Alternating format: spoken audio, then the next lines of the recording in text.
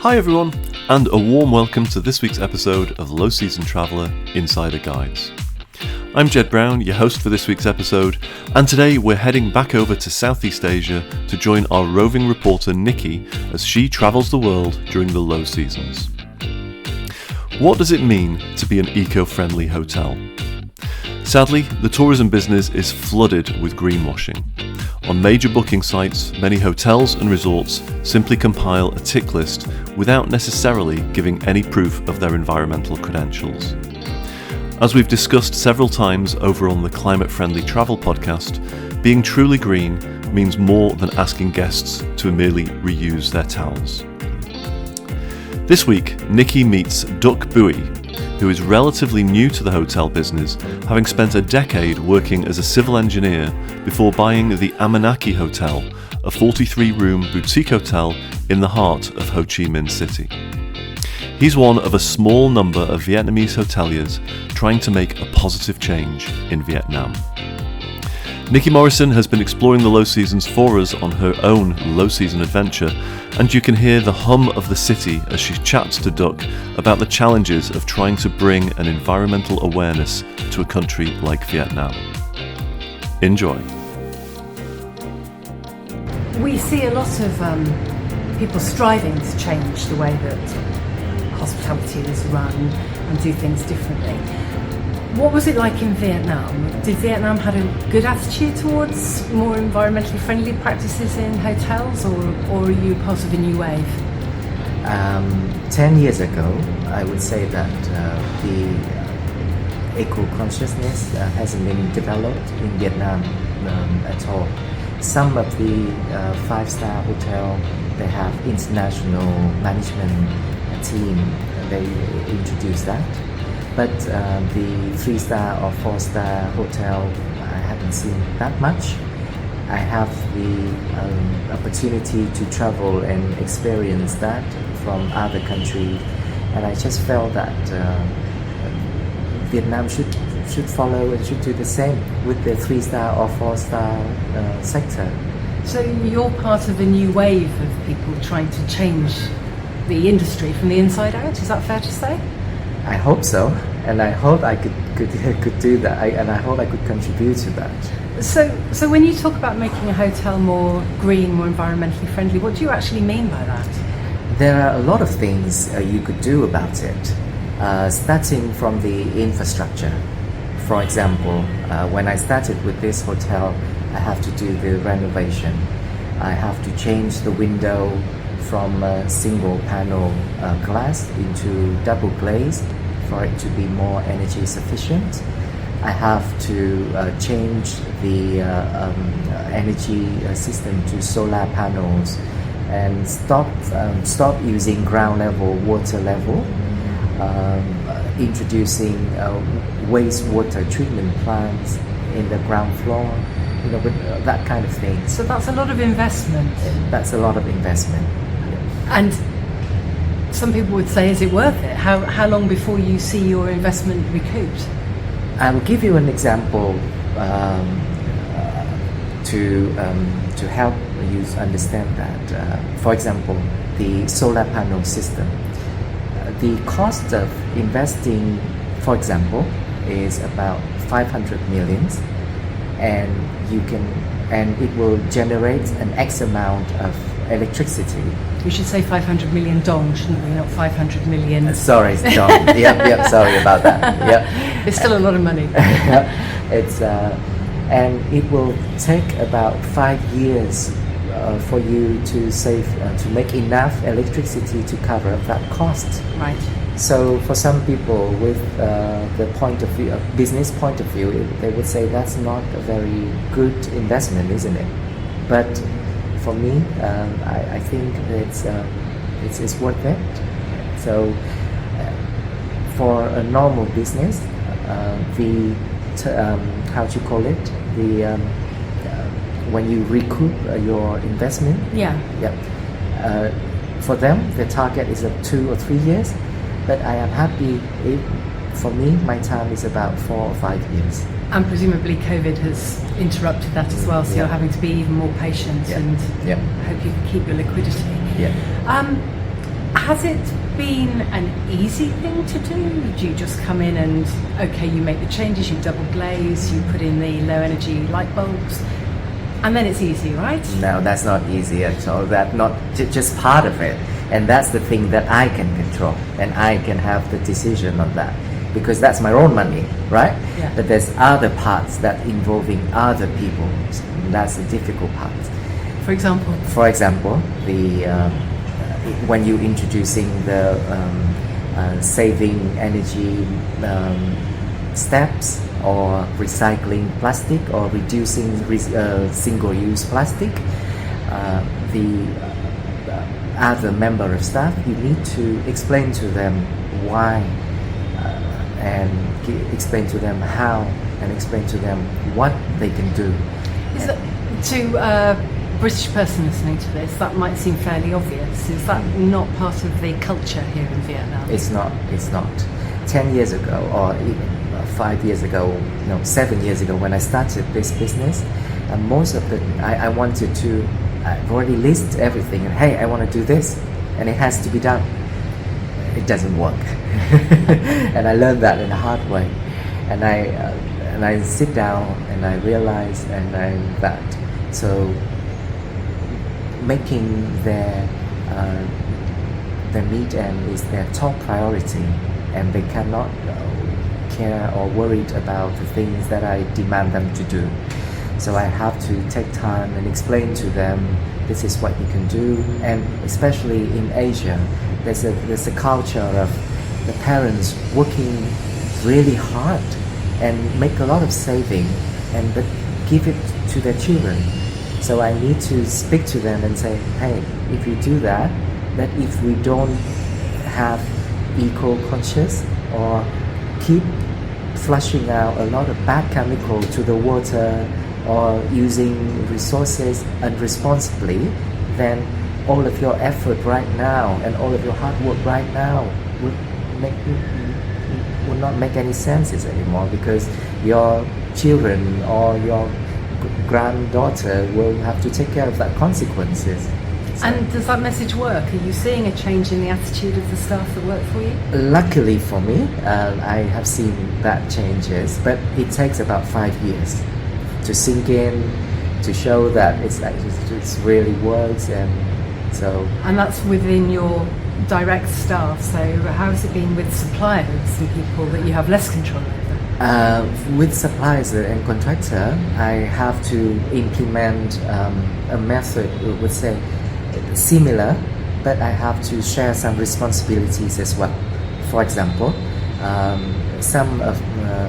before in the past, some of my laundry contractors using a lot of softeners with hard chemicals and harmful chemicals, and I have to explain to them that there's a lot of risk with that, and even your own employees will have a health risk if you do that with such amount of quantity.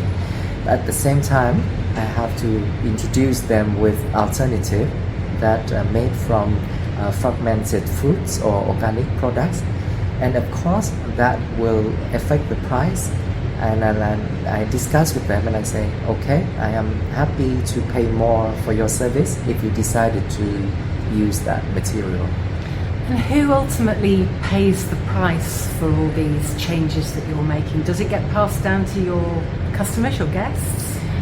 I wouldn't say that right now the customer would pay for that. I am still bearing most of the cost, but I hope that the customer would realize the effort that we are trying to make, and they keep on supporting it in future. Does it make a difference to your guests, do you think? Do they understand what's different about staying in this hotel? I can only write that down clearly onto the website or onto the hotel information, and this is the step that we do to reduce the harmful impact to the environment, and hopefully they can feel that our price is reasonable with all that effort. Because there's a lot of people ticking green boxes. So you're talking to me, you're putting things onto your website, you're trying to put a message out there. But how do we know? How as a guest do we walk into a hotel and think, yes, I can see that these things have been considered. What advice would you give to someone to be more aware?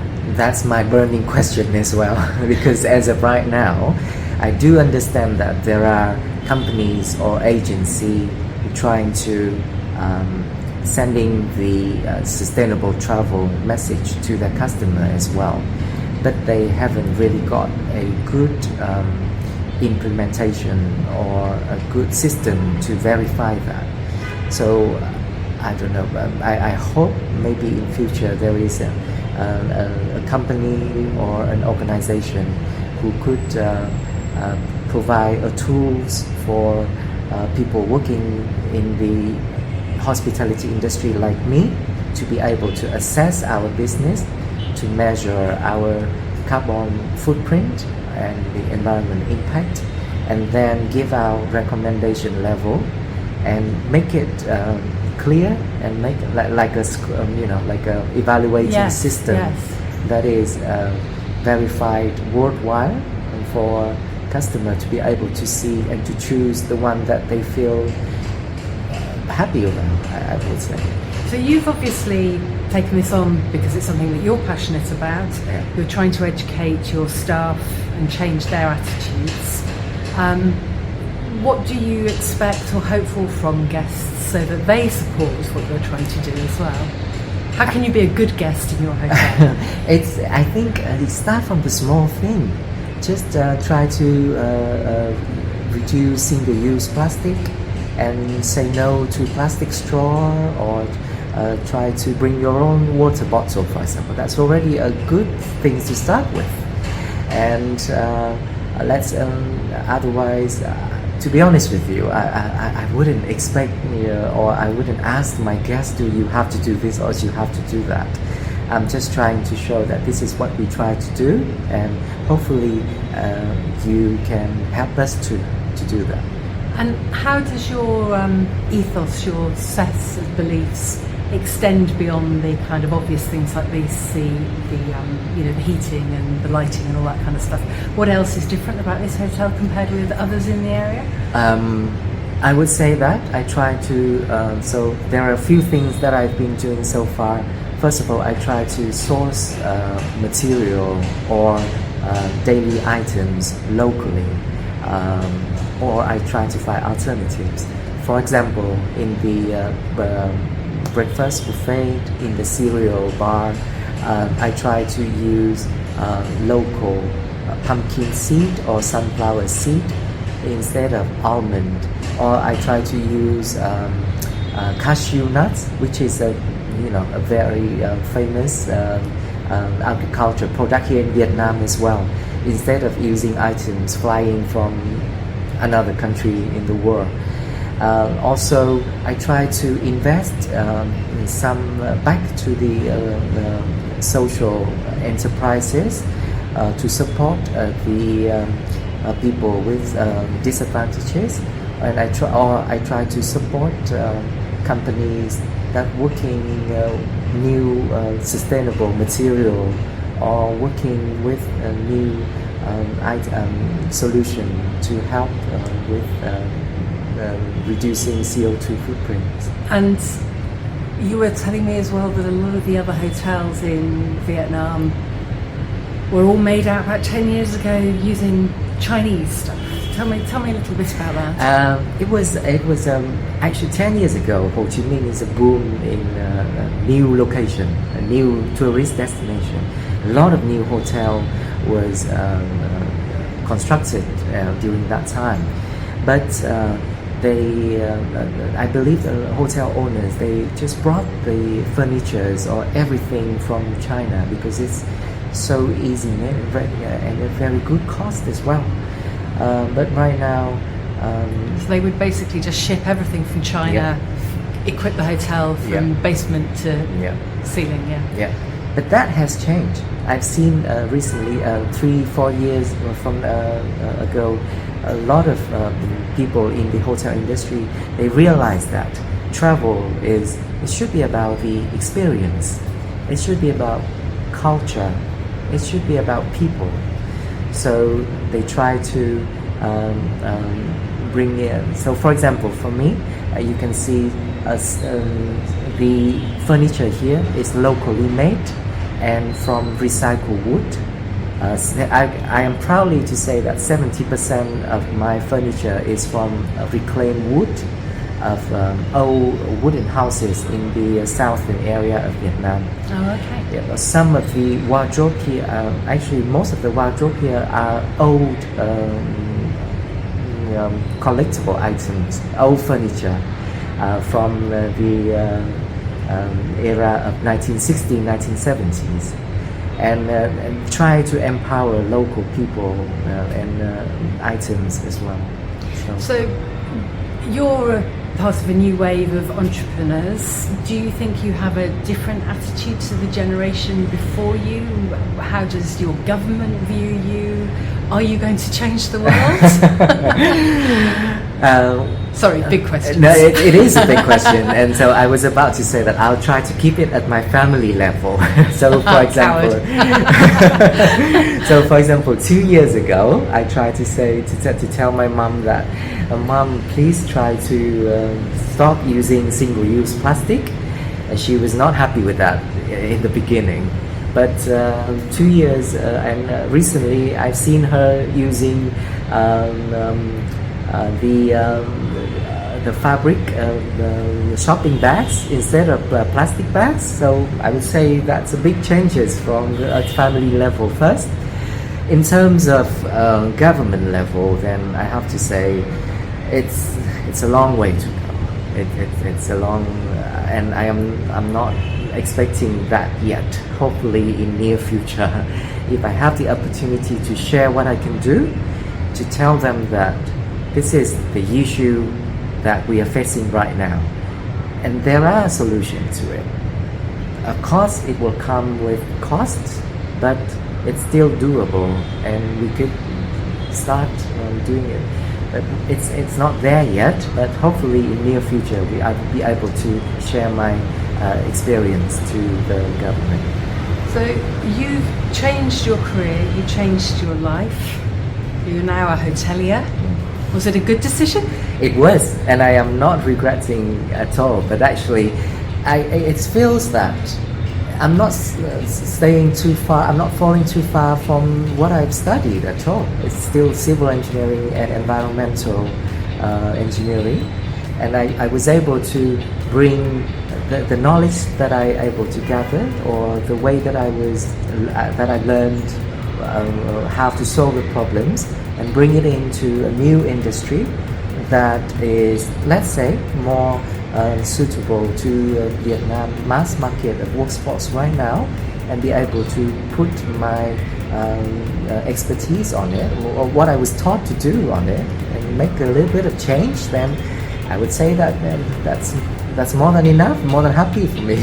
So that's your kick, yeah. The fact that you think you Yeah. can change things, maybe small steps. Small step at a change, time, and especially from what I've seen and what I've told you as well, that it takes 5 years for my message to sink into to my staff members.